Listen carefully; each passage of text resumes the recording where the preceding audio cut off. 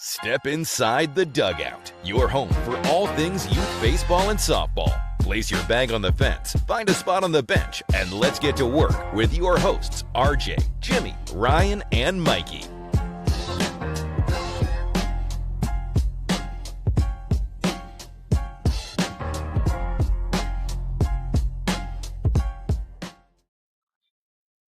What's up, my guys, and welcome to episode 7 of the Dugout Podcast. Today, we are talking about plastic rings and shiny things, where we're going to strip away the marketing and the FOMO. That's fear of missing out for those that don't know the acronym. We're calling out the elite label for what it usually is, a sales pitch, and shifting the focus back to real development. We're diving into why losing is a biological necessity for growth, how the constant comparison trap is killing the joy of the game, and why a 500 season might actually be the best thing that ever happened to your athlete. Mm-hmm. We are joined tonight, live in studio, by yours truly, Mr. Jimmy Jones, Mr. Evan Hart. We have our SSS supervisor behind the scenes. You can't see him. And then down in sunny Florida, even though it's nighttime, we have Mr. Mikey Farrell. And we're sharing the same weather right now. We are sharing the same weather. It is 93 degrees today in Southern Maryland. Humid. It's supposed to be hotter tomorrow. Yeah. Did you see soccer canceled their practices before 7? Yeah. Oh, that's weak. Thank goodness Little League and Legion and middle school ball didn't do such a thing. It'd be a travesty to the sport.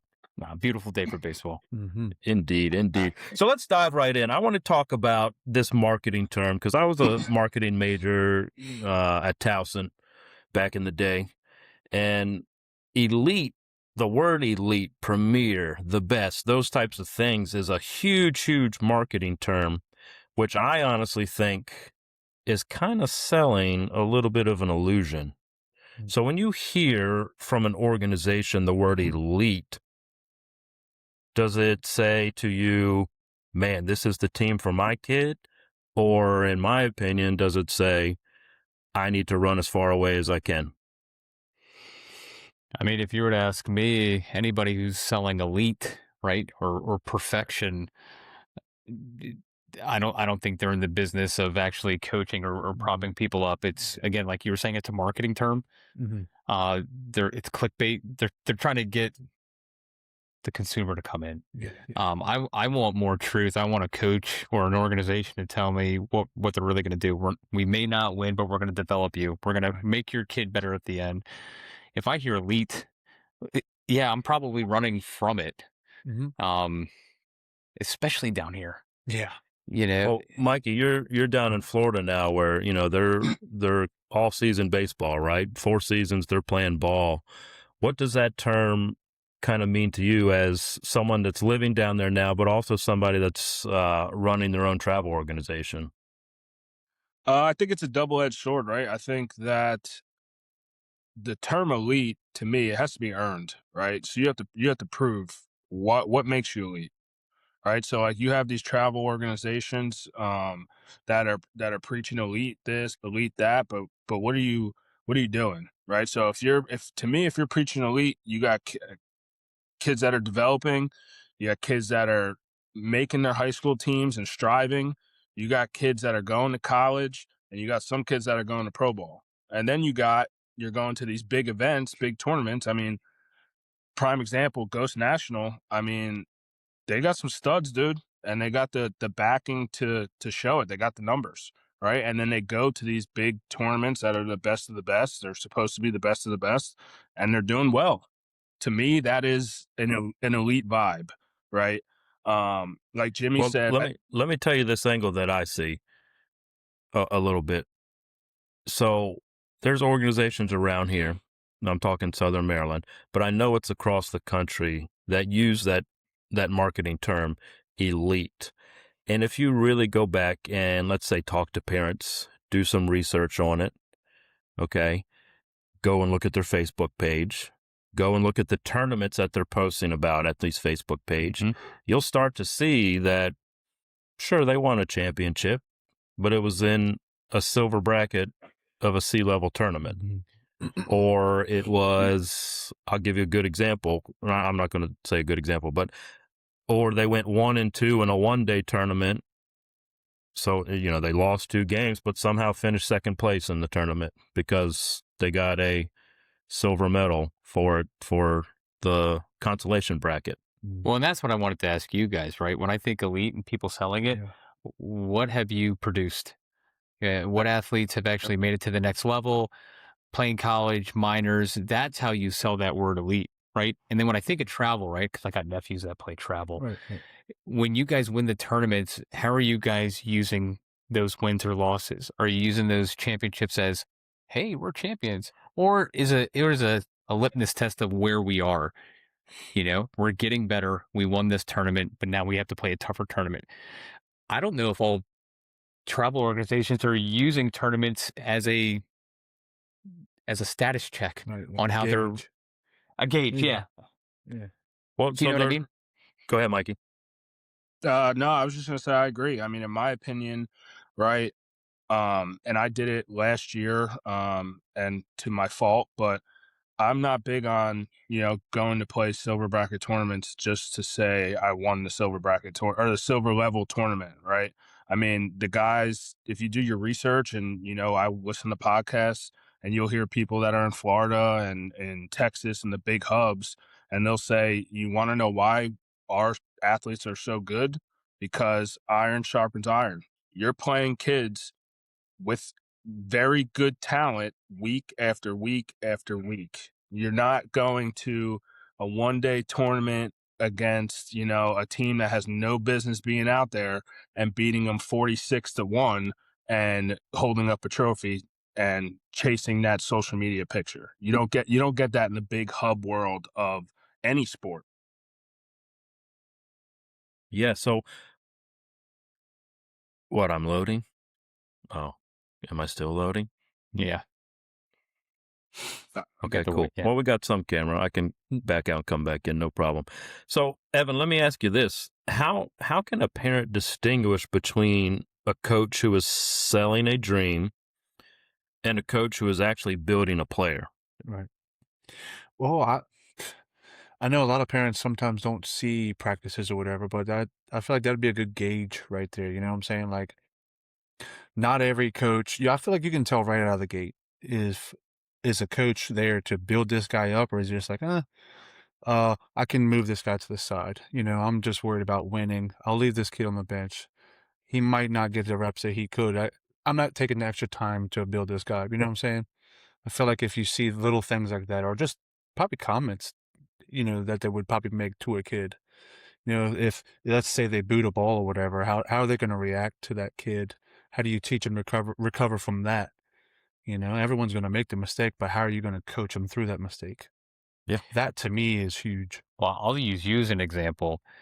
You can tell by looking at who the coach is coaching. It's really easy to coach the stars, lean on them, and focus your time on there.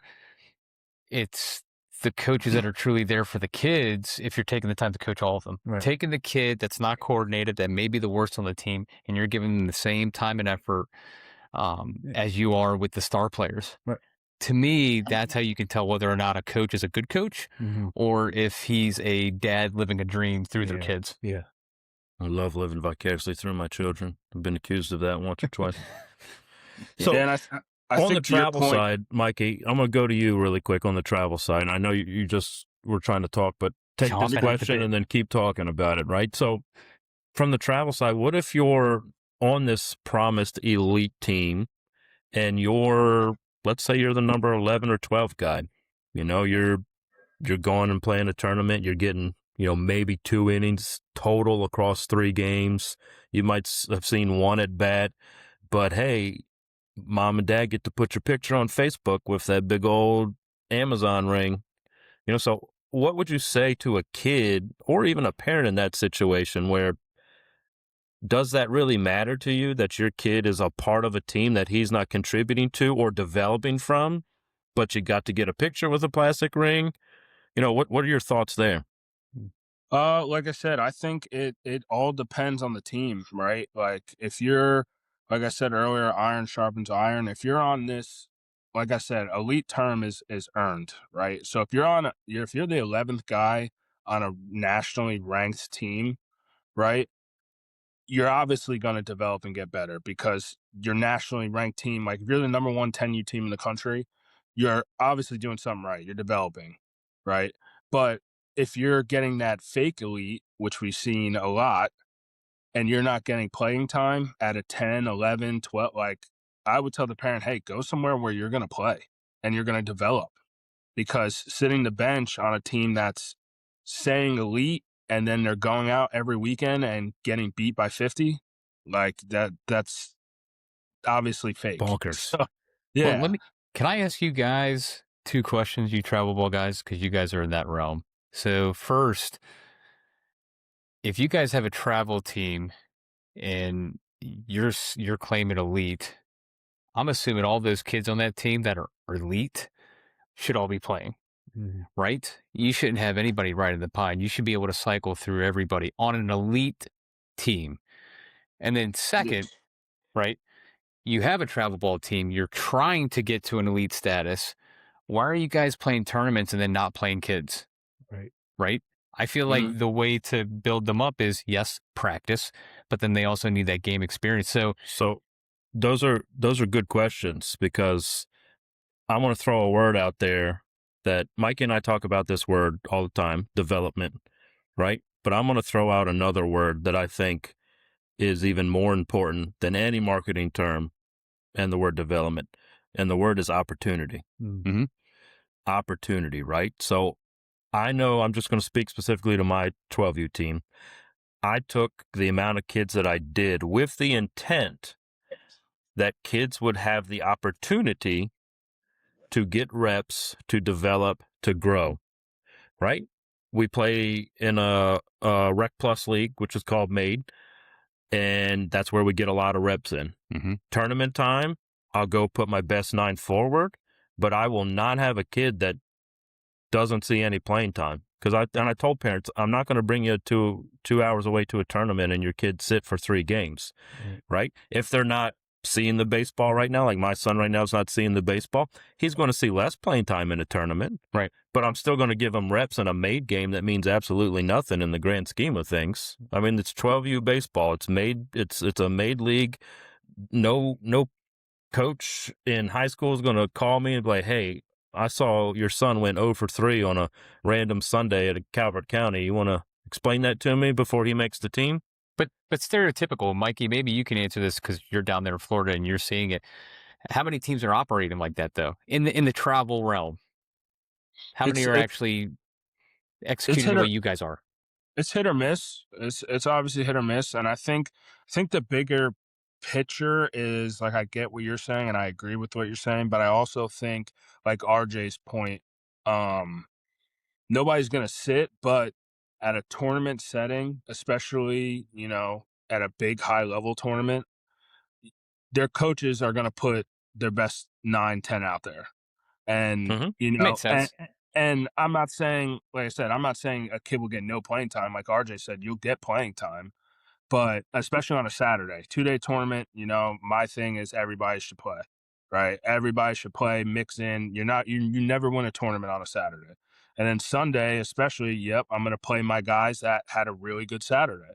And then, mix guys in. And on Sunday, we're going to try to win, right? That is from a big tournament perspective, in my opinion. Now, well, I've had some of the local so ones, many people reach out to me locally, and the thing that they're seeing is their team is called elite. They use that marketing term, whatever marketing term you throw. I'm going to use elite, and let's say they're 0-12 or 2-12, whatever it is. They have a losing record. And the coaches every single game have the same 9 that start over and over and over and over again in the same exact positions over and over and over again, expecting a different result. And so for those kids that are, and I'm talking to you right now, especially your parents, those 3 that are on this team that are not seeing playing time from an organization that has promised you an elite status and they're not delivering it, it's a huge red flag that you need to find an organization that invests in the development of your kids to provide them opportunities of in-game reps so they can be ready for the next level. And for coaches anywhere across the country to sell elite and charge these parents so much money to go buy a freaking ring on Amazon or a little plastic trophy that Joe's Trophies can make for you is mind-blowing. And it leads to the second part of this podcast, which is this comparison trap that we all get caught in. We all get caught in. My best friends from college have kids out west, and they just played in a tournament, and they went 4-0, and they took pictures with their big trophies. Meanwhile, my kid has won absolutely nothing, and I feel like either my team is a failure, my coach is a failure, the organization, the path I'm taking, whatever it might be. So how do we avoid that comparison trap of comparing not only organization A to organization B, but kid A to kid B? You could tell me if I'm wrong, but I don't think we can ever avoid it. And Never. I think the problem is it's the parents. The parents are comparing their kids to themselves or their kids, and everybody wants to be part of the in crowd. Yeah. And it kills me because I sit home every night with Denise, and I know where Vinny's level play is, right? I can see the promise. I can see the progression, and I'm happy with where he's at. If he turns into a great baseball player, great. If he doesn't, I'm okay with that. The problem is, I think 90% of the parents that are in competitive baseball, They won't be okay with that. they can't settle. They want their kids to be the best. Yeah. And it's not because they want their kids to grow and develop. Some do. But they want the ring. They want the Facebook, the Instagram, that recognition. the check marks. I feel like they want that recognition.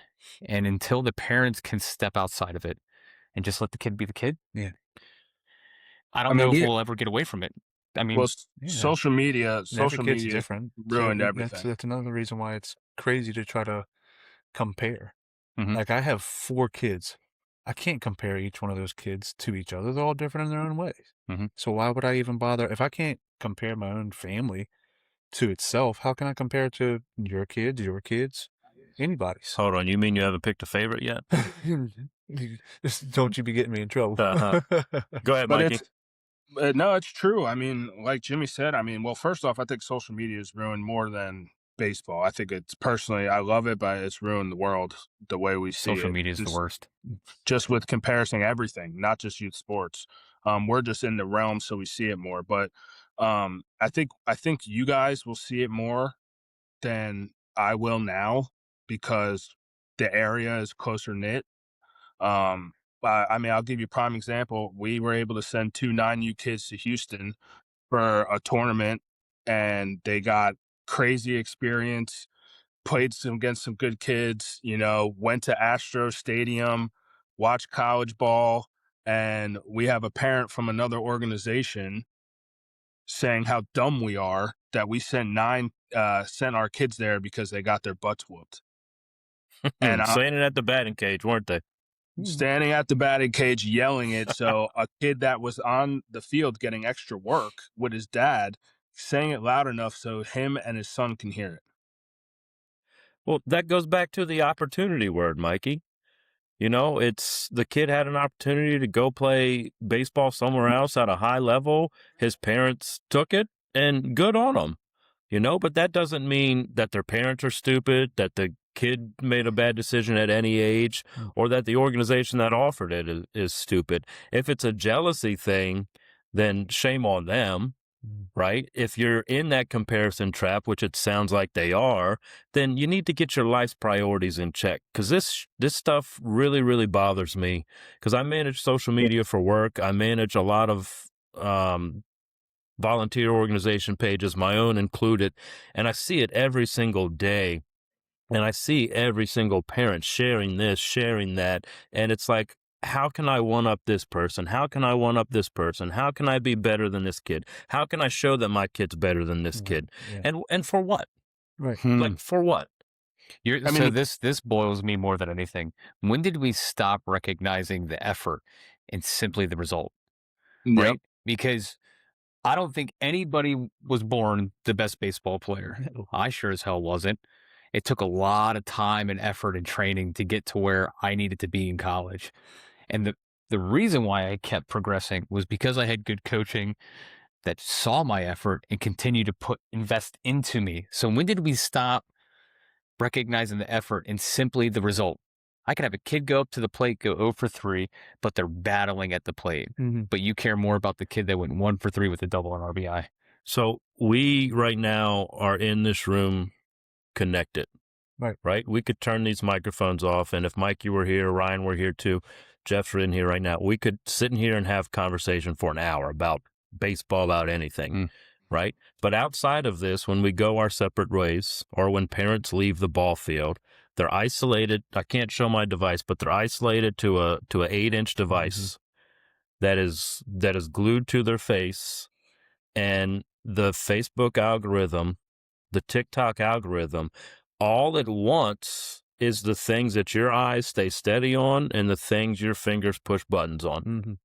And if you continually look at something, it's going to say, this person must like this content. And it's going to show you more and more and more content. And then now you're fighting against your own brain that the algorithm has used against you, and falling into this comparison trap. And we do it from an organization perspective too. I'll go back to my fall season, this 12U season, when I started travel. And we went to our first tournament and we went 1-2. And all I could think about, I'll never forget, we all went out to dinner as a team, eating some burgers, wings. And I just got kind of like full of emotion. I went off to the side and I sat there, and all I could think about is, man, what's this organization going to think of me? Right. Because I went and coached some all-stars, and now look, I went 1-2 in a tournament. Oh, he's not a good coach. His kids aren't good at baseball. I got stuck in that moment in that comparison trap. And Ryan Shepard comes over with an smoked old-fashioned, and he says, I know exactly what you're thinking, and none of this matters. Go have fun. It doesn't. It goes back to, I think we talked about it on a couple podcasts a while ago. I never look at myself as a failure as a coach. The only time that I really feel like I'm failing the kids is when they stop trusting in themselves and give up. Yeah. Do you know what I mean? Yeah. Just to digress a little bit, this boils my blood because the narrative that's out there with social media and Facebook and everything and talking about elite and travel ball and all that, the effect that it's having on the kids that may not have that athletic ability to play, all it's doing is pushing them down further. So the kids that could have potential aren't even trying because the world's already telling you you're not here, so just give up. Right. Yeah, and I know all three of you have played college ball, right? And we've talked about this on a podcast before, but every kid grows and develops at a different rate, right? So just because your age is listed as 12 doesn't mean that you're the same as another 12-year-old. I got 2 kids on my team right now. But who's telling them that? Because right, you know what I mean? Well, as a parent, I am. Right. But if you let your kid on social media, because we're, kids at 12, 11 are on social media. We're just talking about cell phones. It's funny because we got kids listening to this podcast, which is great, but I know the age of some of them, and I'm curious how they're on Facebook and TikTok right now. Right. Shout out to Ace Bolin. Told you I'd do it, kid. I was going to do it before he did. But again, so if you start at 11 and 12, right? If I'll give Max as an example. Max is as thin as a twig. And if he looks at a 12-year-old on Facebook that's launching nukes and he's a catcher behind the dish, he's a stud, he's got a better arm, he could easily, as a 12-year-old, get into that comparison trap. Yeah. And then now mentally, he's reaching that age where most kids quit at 12 and 13. Mm-hmm. And the stats will tell you that number is so high right now because of social media. So how do we get out of this trap, Evan? Stop comparing each other. You got to start moving in silence like we did back in the day, dude. Like all the hard work we put in with nobody was watching. Like wall ball. Go play wall ball. Yes, dude. Go play wiffle Remember ball. what was it the saying? Like champions are won behind closed doors, dude? Yeah. Like we got to get back to that. Stop posting my kid did this in practice or look at this game that we just had. You know what I'm saying? Like, So you're let saying them work Your behind. kid had a single, but my kid hit the ball harder. Right. Yeah. Like, I don't care. Oh my God, my kid threw 45, you know? So Like, you're we saying gotta our stop. kids shouldn't have Instagram handle with their graduation year at age 8? No, Jesus, Right. no. please, 21 please, year, please 2100. stop Like, the okay. madness. Look at Mikey's face. Stop the madness. Come on, Mikey. You don't have it for your boys? No, dude, and I won't. I'll post them on my stuff because I'm proud of them and all their hard work. But I will Yeah. not have my 8-year-old and me commenting and posting like it's him talking when everybody knows that no 8-year-old's going to talk like a 37-year-old adult. And it's like, dude, I just that boils my blood. The comparison boils my blood. The rings and shiny things gets me going. I mean, I have an instance of a kid that I was looking up, or not looking up, but I saw through the grapevine. So I got people telling me 1-day tournament threw 128 pitches in a 1-day Jesus. tournament. Like, what are we doing? What are we doing? Just to try to win a plaque that you will throw out in 3 years. What are we doing? Because the biggest thing, they're measuring the successes.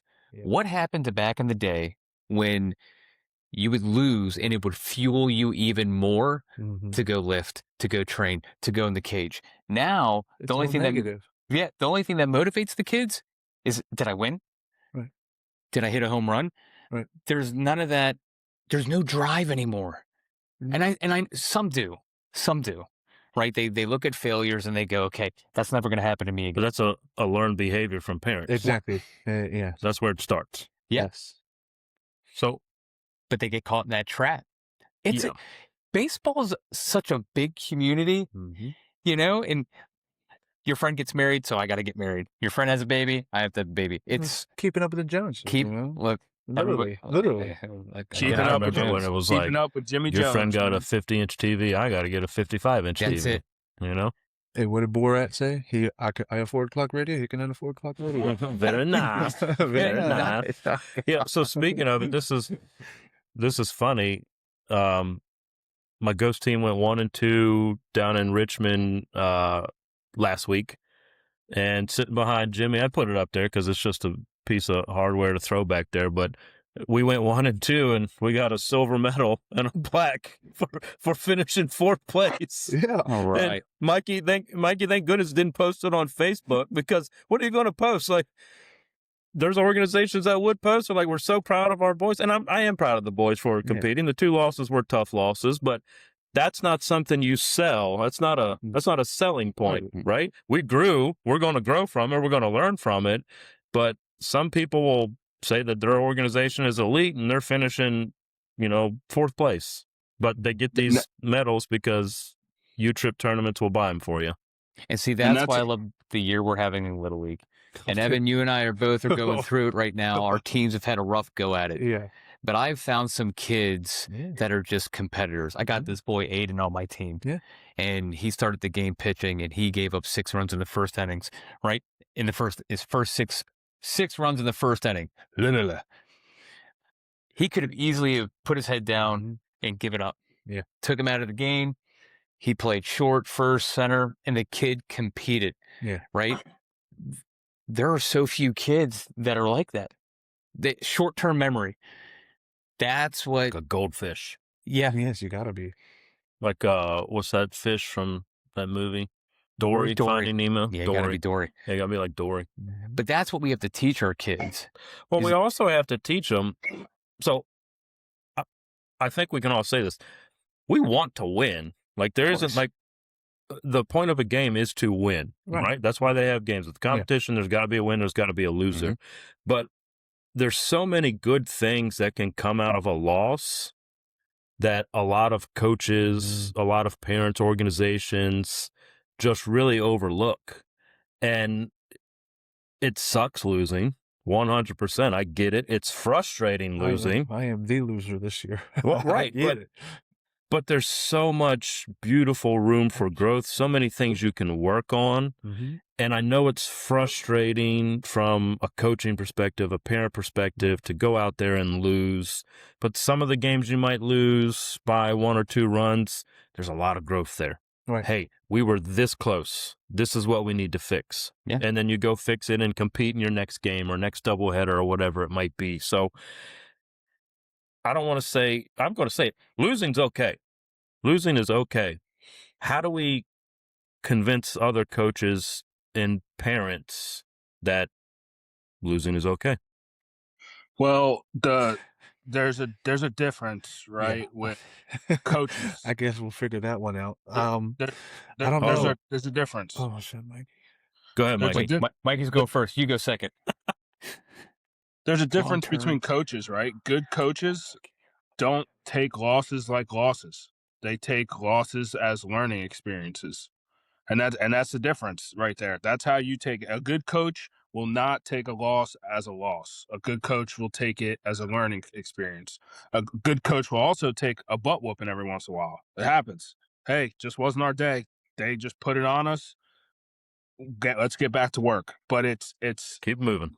it's the coaching style. It's the coaches that are good, that understand how to coach and understand what goes into the game to make kids good. Yeah. Go ahead, Evan. Oh, sorry, I blanked out for a little bit. Tired from coaching. this Tired game. from coaching, yeah. No, I feel like we gotta stop looking at the record as, like right now I'm sitting 0-11 right now in my majors team. And I think my minors team is 1-8-2. So I've lost a lot. I've learned a lot, but I've also grew a lot, not as a coach, but I feel like sometimes like that's also, I feel like from a coaching perspective, coaches aren't willing to learn from the loss and will take the lick and say, what could I have done better in this loss? Did I talk to this kid the right way? Yep. Because I know sometimes my wife is like, hey, you ever thought about like your tone? I was like, no. His wives always being right. Right. I was like, no, I was like, my tone is fine. She's like, we'll check that. But you got to learn, you got to always be a student, even as the teacher. You still have to learn to be the student. And I feel like sometimes parents need to just sit back and okay, yeah, we lost, but my kid's on a losing team. But you know what? He grew from practice 1 to now game 11. Well, that's important that you mentioned because it goes back to that comparison trap, right? Take out the team record. Has your kid grown from day 1 with that team to, we'll say we're at day 60 now, day 60. Right. And I would venture to say for everyone in here, to include Ryan as a coach who isn't here tonight, the answer is yes. The kids have grown tremendously. I can speak directly for my team. I know you can speak for your team. They've grown. But you mentioned, you hit the nail on the head. Us coaches have grown too. Yeah. And when things aren't working, we try to change some things. Sometimes it works for a little bit, then it doesn't. Right. And then we go back to the drawing board. Then we pour a little glass of whiskey and we try to figure it out again.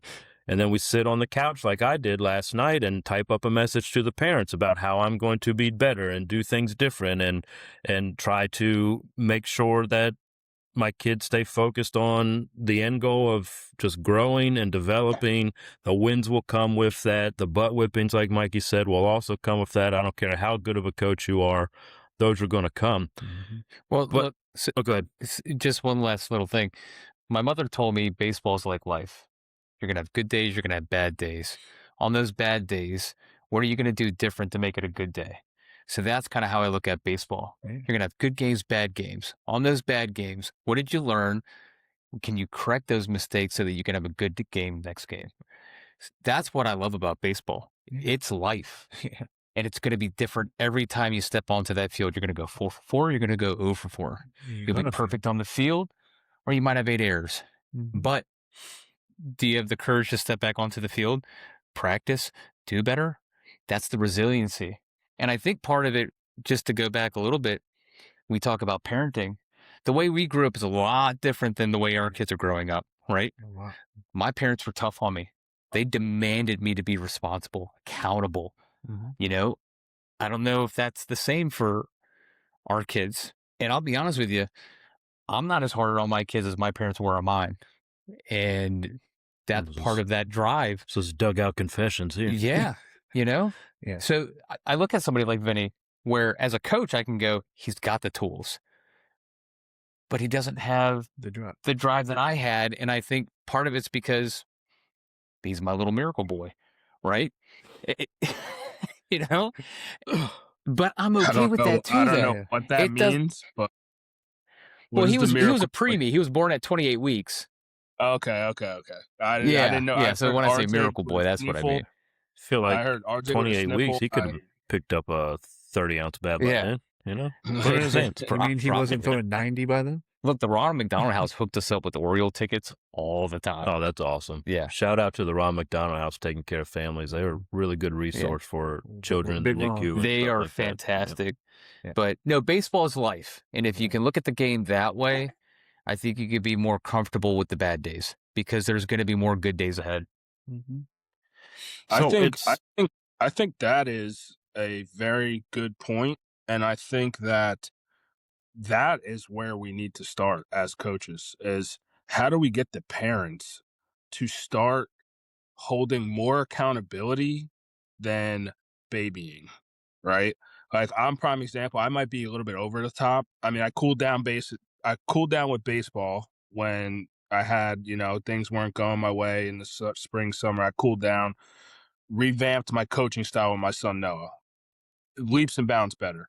But like on the football field, dude, the amount of kids I saw that would get hit or get tackled and didn't score a touchdown and they would lay there and act hurt was unbelievable.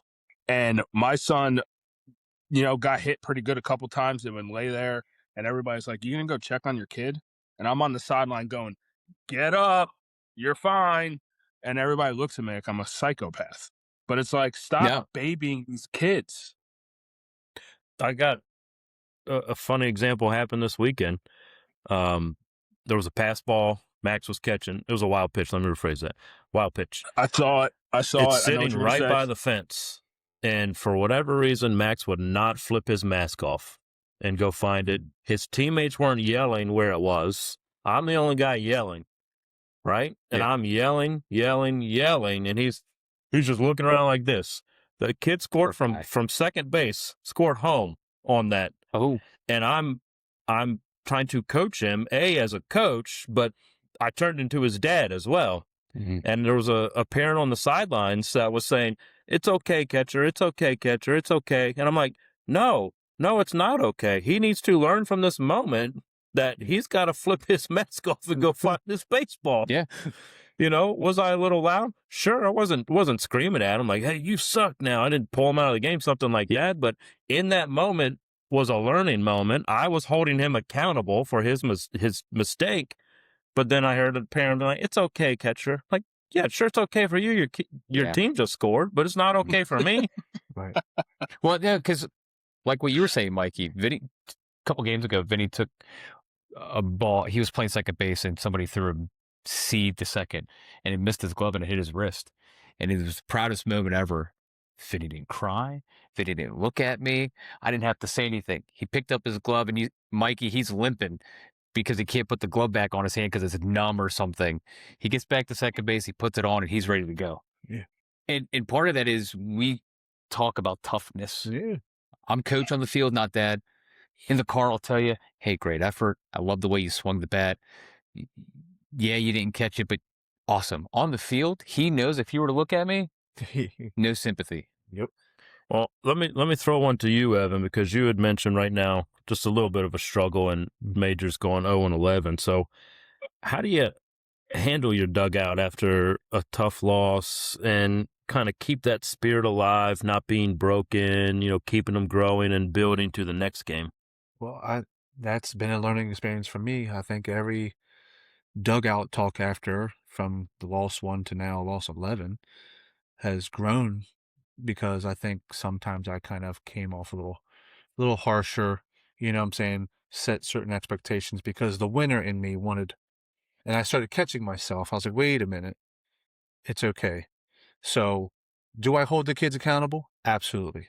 I don't point fingers, but we're accountable as a team. You know, we're gonna pick each other up. We're only as strong as our weakest guy that day. Oh, You know, I've been saying and that to my and team all season. sometimes the weakest guy that day might have been me. Yeah. You know, but I put my pride. You know, I had to learn how to put my coaching pride to the side, my dad pride to the side. You know, um, I think everyone's gonna do that? No, but I'm willing to learn from that lesson. Yeah. Whatever the lesson was this year, I'm trying to work on it. Hopefully I'm doing it right, but Yeah, the second time we played you guys, your team came around. They could have easily folded after it's always we like put up one runs. inning, one inning away, One inning, one inning away. but they didn't, you Yeah. know? And that's been all of the division this year. Yeah. I've seen fighting all the teams the second half, which Yeah. is really, really good. And everybody has gotten better, and we've seen better baseball. Yeah. Well, like that one day we only lost to one of the top teams by 4 runs. Yeah. You know, I was like, Yeah. we got it. Well, I one like right that there. coach-to-coach feedback you guys are sharing because shout out to Greg King at VSA. Really good coach with some of those 12U boys coming out of Bowie. And we played them at Dorsey Park, and they completely served us. It was just, I think I was there that day. I was in the yeah, I'm cage. glad you didn't watch it. They're a really good team. They've been together since AU. Well-coached team, but coach to coach, I was talking to Greg. I was over there on the third base side, and he's like, look, you might not feel it, but because we played them in the fall last year, he's like, look, but I can tell I watched you in your last tournament because they played the same tournament. And he told us there, like, you guys have grown tremendously. That's good. So it might not feel like it Yeah. based on what's happening today, but you've grown. And it's nice to hear that from another coach because Yeah. sometimes parents don't see it because they're so involved in the day-to-day, like we are as coaches, right? But we coaches see different things where, hey, this pitcher is now not so focused on, hey, do I pick off here? Or, hey, do I throw a curveball here? They're just dealing, and they just know what to do. And now it's like, that kid's got it. Yeah. Right? He's picked it up. Yeah. He's ready. He's got lead off. Everything's good. Or a kid at first base knows that, hey, my secondary can be bigger now because I know I can get back, Mhm. Okay, he's picked that up. So it's small things like that where you notice the growth is happening. It's just happening sometimes a little slower for other kids. Well, Mikey, do you see that in the travel realm where coaches, and I'm just going to talk for myself, and Evan, we do it back and forth all the Yeah. time. I love feedback as a coach, right? I'm still a student of the game, and No, I don't mind. Mikey gives me feedback every game. But I don't mind taking it, and I don't mind giving it, as far as advice. Don't laugh at that. I saw, look at that. I think saw he's that laughing at face. my Yeah. comment. Oh, okay. Yeah. Thank God. But do you guys see that in the travel realm where you guys are sharing feedback between teams and coaches? How receptive are coaches Mhm. to feedback? Because I think that's a big part of it too. Hold on, before Mikey answers, I can tell you if you're playing any team that has the name Elite in it, they're not going to give you any feedback. Yeah. So it's hit or miss, right? I mean, like RJ said, and I'm extremely involved in the Ghost organization, right? I'm extremely involved in my teams. I watch every game. I have my phone and my iPad, dude, and I'm watching 12U and 10U at the same time, 9U, 10, 12, all at the same time. And I watch. Why do I watch? Because in the moment there might be things that RJ doesn't see. And I'm like, hey, buddy, I'm not a micromanager by any means. Like No. you coach how you coach, you practice how you practice, but I am going to give you inputs of what I see because you might not see it, right? So he does a good job of being receptive to that. Other coaches, it's hit or miss, right? You have the guys that are sometimes have like a huge ego, and they're like, oh, I think actually 9U Corey just encountered it where they beat up on some team last week or something, and the guy was like, oh, we had you guys, we'll get you next time or something. And it's like, dude, you had 3 hits, like. relax. All right. Like there's no need, shake Yeah. hands, say, hey, good game and call it a day. But other coaches are receptive. Like we went to Hershey last year with the 8U boys and we played a tough team out of New York, straight Dominicans. So, they were off the chain. A lot of Julios and Albertos. And well, relax. We're not picking out names, all right. But I'm just saying they were Dominican. They were from the Bronx, right? So they were hard. Their coaches were hard. Their coaches were screaming, all this stuff. And after the game, coach was like, "Hey, you got a good team. How long you guys been together?" And I'm like, "Oh, this is first year." Right. So little things That's like that. cool. It just depends on, the coach. And if the coach has a big ego, then they're pretty much going to big league you. If they're not and they're realistic, like, hey, this is 8U, 9U baseball, like, sweet, you guys did good, but I've never had anybody like give me constructive criticism on the field after a game. I've never had that. Yeah, no, not coach to coach, but like Mikey was saying, like we honestly, Mikey and I talk almost after all of our games and tournaments for my 12U squad because I like the feedback, right? I sit with PRD. They have a Ghost, not a Ghost, excuse me. Well, it's through Ghost, but it's Daily Coach Academy where we meet monthly and we just go over strategies, learn from different coaches, learn from basketball, football coaches, college, pro, all of it, right? And I think that's where we as coaches need to continue to get better at is you're not the best coach, nor should you ever think you're the best coach, but you should always strive to be, right? Strive to be the best coach, but you're never going to be it. With the tools you have, be the best coach that you right. And then when feedback comes, you don't whether you accept it or not, talk through it. And that's what Mike and I do. We talk through it. We go through this, we go through that, and he helps me pick up things and I have an excuse for another thing, not in a bad way, but it's like things he sees that I don't see and vice versa. And it's really good conversation. But just to throw this, and maybe this could be another podcast episode, right? We talked about the parents and accountability and perspective and things like that. Maybe part of that too is some of the coaches. Maybe if we truly do care about the kids, maybe coach to coach, right? Regardless of the result, maybe there should be some more feedback between the coaches and not just little league, but all aspects, right? When I see a kid that I think I could potentially help, I reach out to them. Now, again, we're only in the little league realm. But if I was in the high school realm, I think I would still do it just because that's the person I am. Yeah. So some rules, you're good. Right. But I mean, we talk about, we put a lot of onus on the parents. Sure. Maybe coaches should take some of that responsibility too. And if we truly do care about the kids, and this is for everybody out in the world, if you think you can help a kid on the field, If you truly care about a kid, it should not matter what organization you're with or who you go and help. I agree. If you are there for the kids and you say you are there for the kids, then be about it. That's it. Prime example, and I'm not going to say this to pat myself on the back, but I care about the game, right?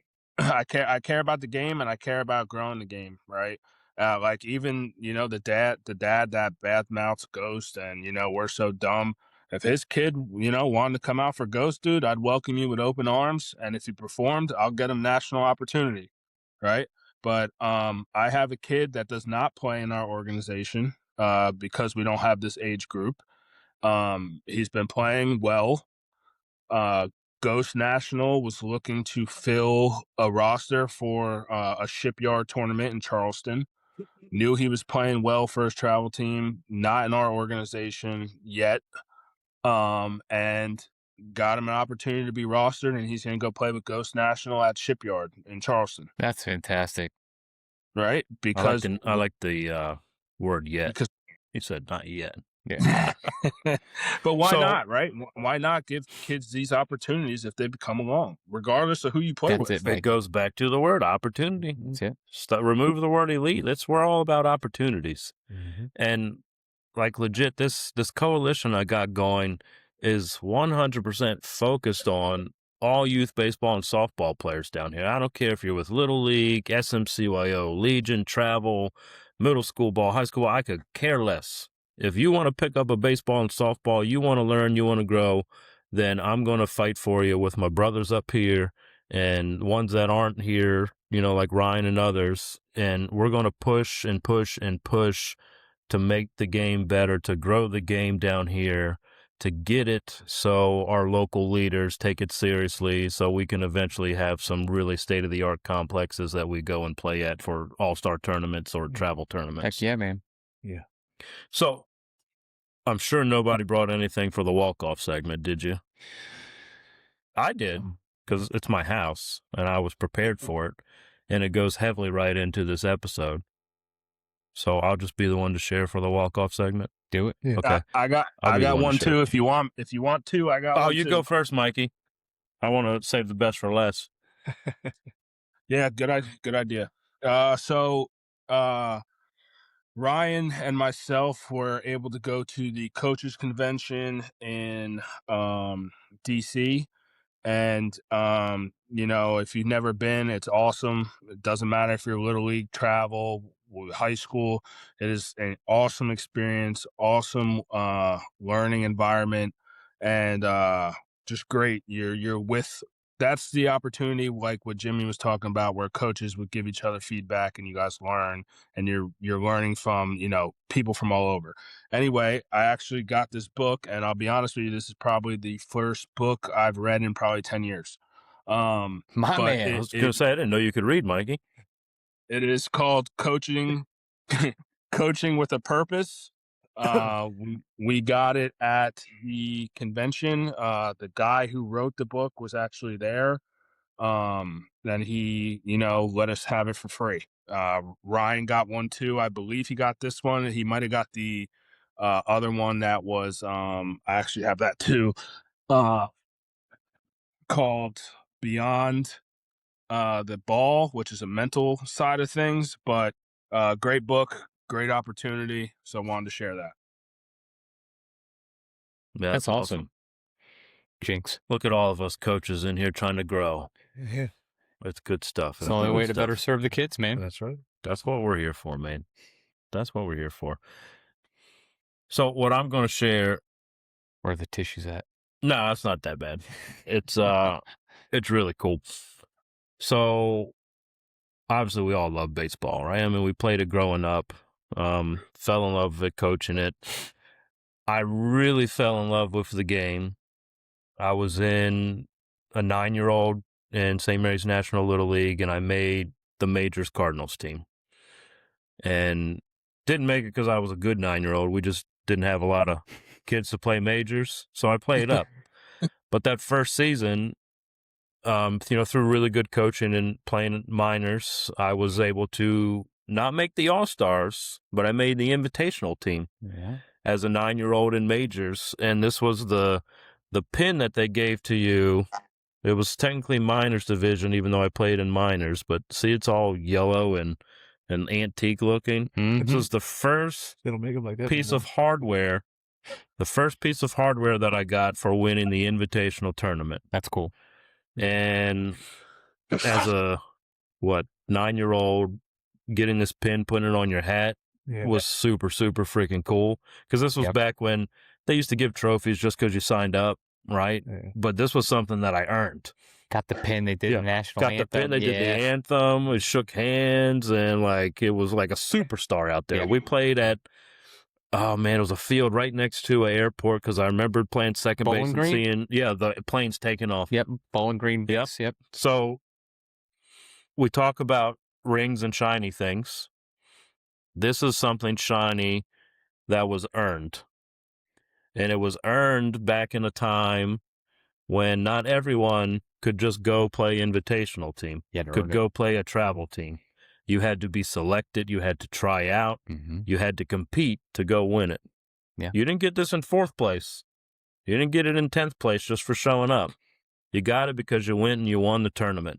That's cool. So if we, as a country, for baseball and softball, can get back to earning these things and not just giving them away because people are paying for them, then I think a lot of things could change in a positive way. And I think the positivity would be a kid seeing that and be like, I want to earn that. Yeah. Not, I want my parents to pay for it Or expect it. or expect it because I showed up. Mm-hmm. I want to earn that. How do I do it? Yeah. You work hard. You follow the rules. You listen to your coaches. You give your coaches pizza and gas money to get home, and then you make a team. That's it. There's bribery that can be involved. So with that, we really appreciate you joining in our Plastic Rings and Shiny Things podcast. It's Number episode 7. 7. Mm-hmm. I'm really excited about the final question to leave with listeners. Do we have any by the ways before we kick out of here? I do want to shout out to my Little League Major team. They have progressed and they played a great game today. And I told them that I would give a shout out. So to my Brewer team, you guys are awesome. Thanks for listening, kiddos. Evan, you have to say something about your teams now. Sorry. Yeah, way to put it on me, Jim. No, yeah, kind of. My Diamondbacks team, same thing, dude. Like, today wasn't the result we wanted, but we definitely grew. We played a team that we played 3 games ago. Much better growth in this game. Much better overall. So good job today, Diamondbacks. Mikey? Jesus. Yeah. So, shout out to all the Ghost Squads, right? The Chesapeake Ghost Squads, man. I know, it's been a up and down, but I've watched every game. Like I said, I see every kid growing. I see every kid competing. Just remember to be a dog out there, and good things will come. That's pretty much it, man. I'm proud of the whole Ghost organization. We're continuing to grow. We're continuing competing, and good things are gonna come. Good things are definitely gonna come. Be a dog. Everybody else mentioned their teams. I got one more then. I mean, you can't cut out of it if you guys say something, Okay. me not. I said it to my parents last night in a message, and I stand by this message. Baseball got hard for me, and I quit. I had no adult, no coach, no teammate, nobody to talk me out of a slump, and I quit. And I promise all of my boys right here, right now, and I had this conversation with Max and Zach, no matter how hard something gets, don't care if it's baseball, sport, life, no matter how hard something gets, you don't give up. Life is going to be hard. It's not going to get easier. Maybe when you retire and your kids can take care of you. Life is going to be hard. It's going to kick you when you're down. You got to keep fighting. You got to wake up every day and beat it to you know what. Don't give Gotta up. be a dog, Ready to baby. run Gotta through be a a wall. Oh, dog. Rocky Balboa, baby. No. Final Gotta question. be a dog, This baby. is a good one. Yeah, be a dog. There you go. Final question. 10 years from now, that plastic ring will be in a box in the attic or at the bottom of a trash can. The question is, will the kid who won it still have the character, the grit, and the love for the game that you promised them on day one? Oh, I like that. I like That's that. I like that. All my trophies, I ripped their heads off and the bats off and played mini baseball. So, Yeah. With that, we are officially done with episode 7. I'm trying to figure out a sign out word or phrase because, when we start the podcast, I say, "What's up, my guys?" But I need something for an outro. I'm going to think of it. I'll give it some time. But for right now, it's ChatGPT. ChatGPT it. So for right now, the outro is, thanks for listening. We'll catch you on the next Hit one. him with play ball. Or play ball. That's a wrap on this episode of The Dugout. For more spotlights, expert development tips, and to see the latest from the Dugout podcast, follow us on Facebook. From the Southern Maryland Youth Baseball and Softball Coalition, thanks for listening. We'll see you in the Dugout.